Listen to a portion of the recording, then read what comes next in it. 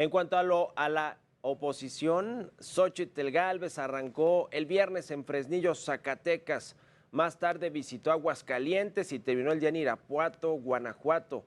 El sábado continuó su gira por Zapopan, Jalisco y la alcaldía Miguel Hidalgo en la Ciudad de México, y este domingo estuvo en Querétaro y en el Estado de México. Estampo mi sangre, que es lo más valioso que tengo, de que no se van a quitar los programas sociales. Es un pacto de sangre que voy a respetar. Bueno, pues fue así como Xóchitl Gálvez realizó un pacto de sangre durante un mitin en Irapuato, Guanajuato, con el cual se comprometió a dar continuidad y ampliar los programas sociales en el país. En cuanto a su plan de seguridad, la candidata presidencial de la coalición Fuerza y Corazón por México presentó una estrategia en la que destacan propuestas como la construcción de un penal de máxima seguridad, duplicar los elementos de la Guardia Nacional y mejorar las prestaciones laborales de los policías. También se comprometió Xóchitl Gálvez a regresar a las Fuerzas Armadas a los cuarteles, al asegurar que su principal tarea es defender a la población, por lo que insistió en que deben dejar de realizar labores que no les corresponden. Escuchamos a Xóchitl Gálvez. No es justo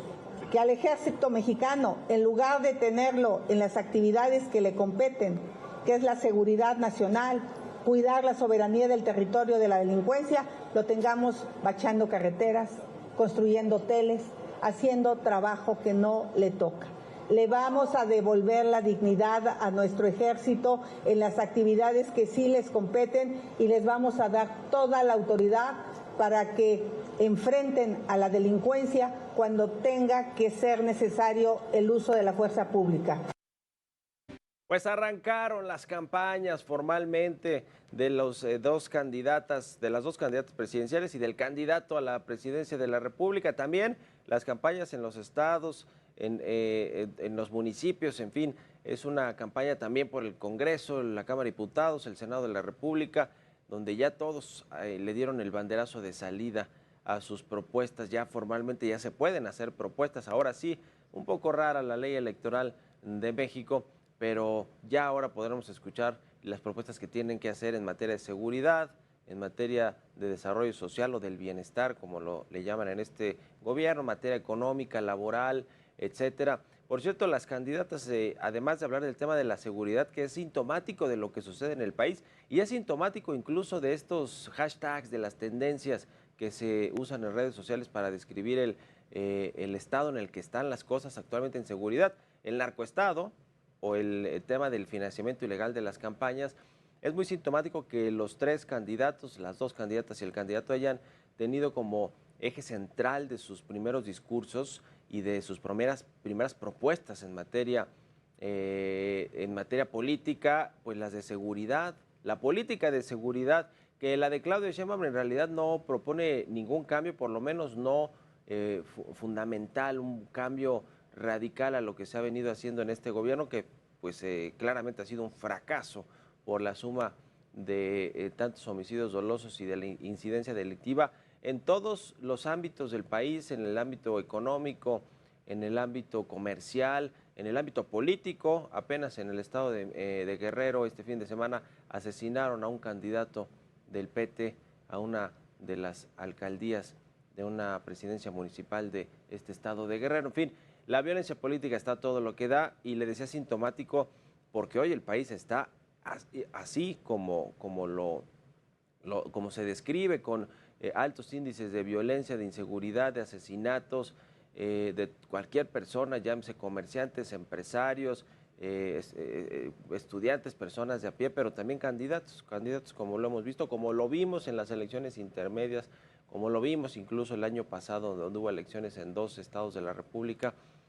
Así las cosas. Claudia Sheinbaum, le decían, no pretende cambiar mucho el tema de la seguridad, salvo que, por ejemplo, el delito de la extorsión, que tanto azota y aqueja a los comerciantes, se considere como un delito que requiere prisión preventiva oficiosa para los presuntos culpables, que mira, ahí es un tema otra vez de la justicia, porque imagínense que alguien que comete una supuesta extorsión y luego lo llevan a la cárcel a que se quede en prisión preventiva oficiosa, aunque no sea el responsable real. Aquí es un tema de investigación, de mejorar la investigación, la inteligencia de cómo trabajan los ministerios públicos y después sí el tema del Poder Judicial, de las pruebas que le llevan a un juez para poder definir la situación jurídica de una persona. En fin, no hay grandes cambios. Xochitl Gálvez, lo cierto es que los tres candidatos interesantes sí van a mantener, o por lo menos en las propuestas, a la Guardia Nacional, es decir, este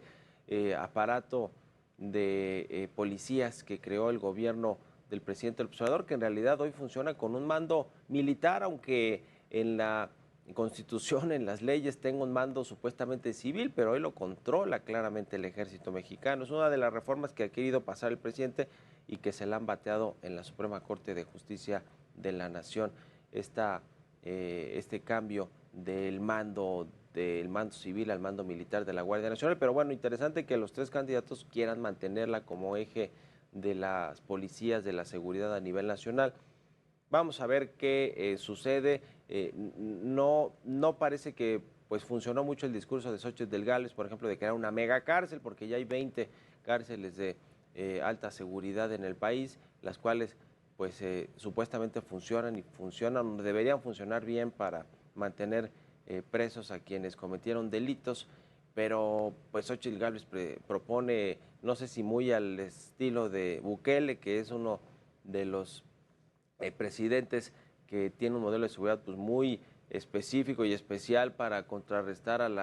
los criminales, a las bandas de criminales. Lo tomó también como ejemplo el propio Jorge Álvarez Maínez, pero bueno, le decía, importante y sintomático de lo que sucede en el país, que es un país donde hay mucha violencia, mucha inseguridad, muchos crímenes, homicidios y delitos, que las dos candidatas y el candidato presidencial hayan tomado este tema como la prioridad, como el más importante para atender y para socializar con sus